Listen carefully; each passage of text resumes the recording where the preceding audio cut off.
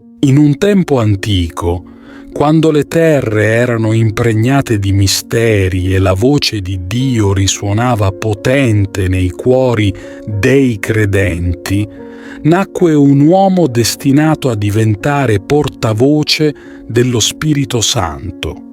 Il suo nome era Marco, nato a Cirene in una famiglia devota, figlio di Maria e cugino di Barnaba.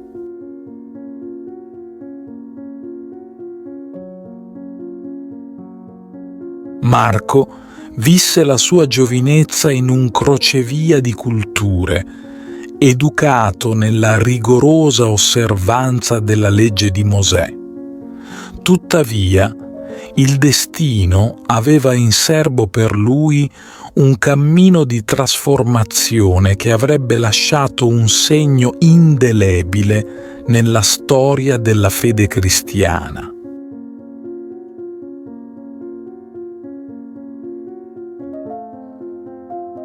Dopo la risurrezione di Gesù, Marco incontrò Pietro, il principe degli apostoli. Fu questo incontro a cambiare per sempre la sua vita. Pietro, vedendo in Marco un cuore sincero e una mente acuta, lo guidò verso la luce della fede cristiana. Marco divenne non solo un fedele discepolo, ma un figlio spirituale per Pietro, che lo amava teneramente.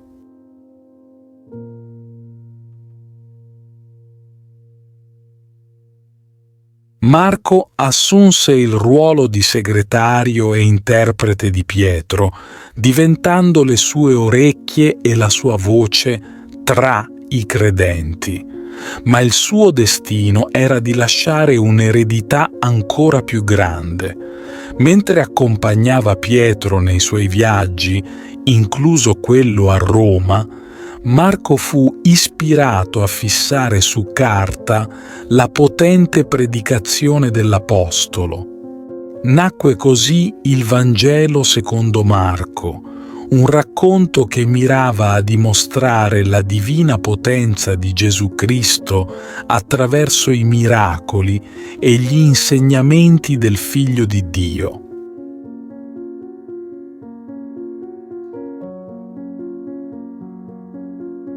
Il simbolo scelto per rappresentare il suo Vangelo fu il leone, maestoso re degli animali, simbolo perfetto per incarnare la regalità e la potenza di Cristo.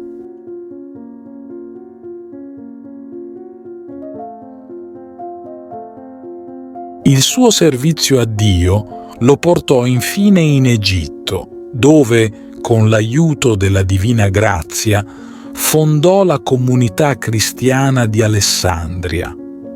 Attraverso la sua predicazione, corroborata da una vita di santità e da innumerevoli miracoli, Marco seminò i semi di una fede che avrebbe portato alla nascita di figure sante come Sant'Antonio e Santa Caterina.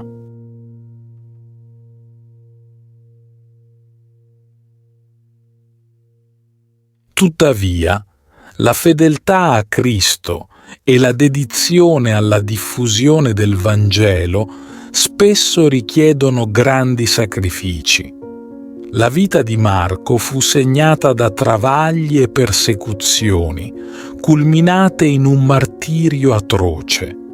Fu legato e trascinato per le strade sassose fino a quando, il 25 aprile dell'anno 68, il suo spirito volò libero, raggiungendo la gloria eterna come vergine, scrittore e martire.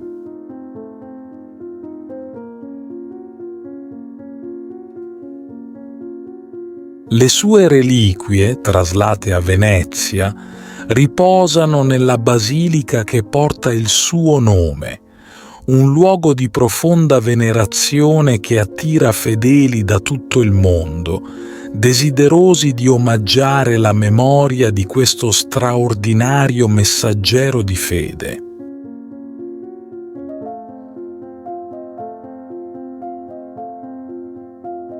Così, la vita di San Marco rimane un faro luminoso, una testimonianza della potenza trasformativa della fede e del coraggio di seguire la propria vocazione contro ogni avversità.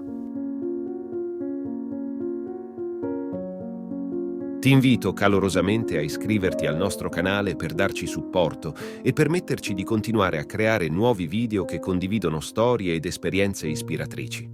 La tua iscrizione è un prezioso sostegno che ci motiva a condividere più contenuti di valore e a diffondere messaggi di speranza, fede e crescita personale. Grazie di cuore.